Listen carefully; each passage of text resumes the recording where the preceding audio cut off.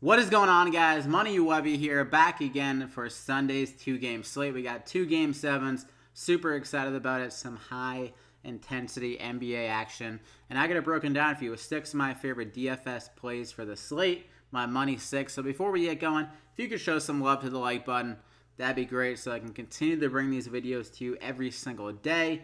Let's try to go for over 100 likes. I am uploading this video a little bit earlier because it is a 3:30 tip. So I wanted to get it to you as early as possible so you can digest it, eat it up, process it, and make sure you go the right direction on this slate. So let's get right into it, though. First guy, I'm going to go with the Joker. I mean, it's tough not to. He's been so consistent in this series.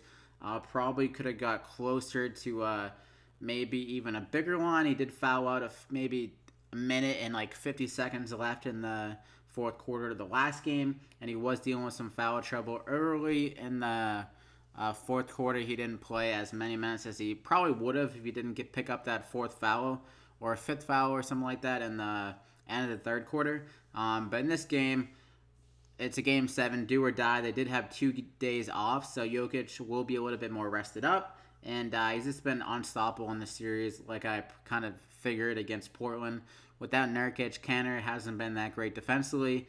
And they've even been turning to Zack Collins more, and he's kind of a younger player. The Joker can still take advantage of him in the matchup area side of things. Like, it's still too much for him. And then he can get it done in so many different ways where it doesn't even matter. Even if his offense is kind of hindered, he can still get the rebounds, the assists, and the defensive stats could even come a little bit more with some steals or blocks in this game. So I'm going to go ahead and lock him in there. I mean, he had a triple-double in a Game 7 against the Spurs. So definitely not afraid of the moment. For my second guy, though, I'm going to go with Kawhi Leonard at 9,500. Another guy I think that's going to try to will his team at home. And he's going to be getting over 40 minutes, I would imagine. The one kind of weakness for the Raptors in this series has been their bench play. Kawhi probably will get close to that like 43 minutes he saw in Game 5, where he got 64 DraftKings points, a huge line. His rebound numbers have been great. He's been attacking the glass, and he's been unstoppable as well. Similar to Jokic, he's been very consistent in this series, just having great lines every time out, shooting very efficiently. 0 for 8 in his last 2 games from 3. Think that would change. I see him scoring over 30 points, getting double-digit rebounds, and he probably will be able to get maybe a block or a steal again here. So I'm going to go ahead and lock him in there. I think both guys have a great shot at getting over 50 DraftKings points. And for my third guy, Jimmy Butler. This guy is putting together a hell of a series. Every single game he's been showing up for the most part, except Game 1. Struggled 20 DraftKings points. But the last, the last 6 games, 47, 42, 51, 54, 56. Just been super consistent, and I think he's going to put up another good line here. Ben Simmons, like I mentioned in the last game, had been really struggling. He did step up in Game 6. But now that this game is on the road, hostile environment, very pressured situation, I would assume that Jimmy Butler would be the guy that he's been the most experienced. He's been through these kind of situations before. It looks like he hasn't been phased at all throughout this whole entire series by the pressure of it. And I think he's going to carry the load offensively again, or just kind of step up in the absence of if Embiid struggles or Simmons struggles again here in this Game 7. So it's 7,900, solid price tag. He's been filling it up in every category as well. I think he's got a lock for over 40 DraftKings points in this spot. So I'm going to go ahead and lock him in there as my third guy. And then it gets a little bit dicey here. I mean, these 3 guys, I was like just penciling them in as soon as I saw the slate and just the prices and stuff like that. But it gets a little bit dicey here. It is kind of tough to fill out. But I think Paul Millsap will be able to bounce back. He struggled last game with this shot. He was missing some kind of shots he typically hits. He was 4 for 15 from the field. And he still had a good game. I mean, 34 DraftKings points despite him shooting 4 for 15. And now in this game, back at home, I think he'll bounce back and be able to shoot a little bit better. He had been shooting very well throughout the whole entire series except that game. So I think that's kind of just a fluky kind of line there. And he'll get over or around 40 DraftKings points again. He's been very good in the defensive end. As you can see here, some blocks and steals. Really active around the paint area. And he's kind of Game 7s.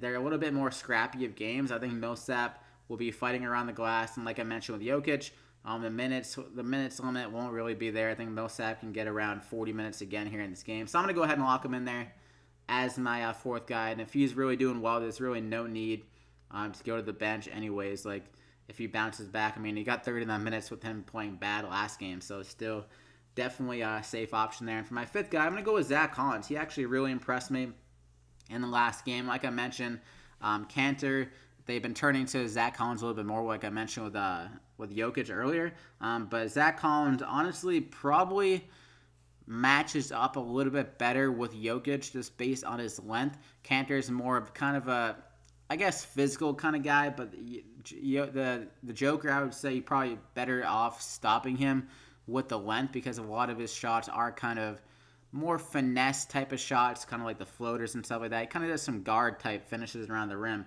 So Collins, more of an athletic guy than Cantor. Could slow down Joker a little bit more, but still, his offense has been a little bit more consistent recently compared to Cantor. I don't know if that shoulder injury is still bothering him or just bothering him more the last 2 games, but Collins, I think, matched.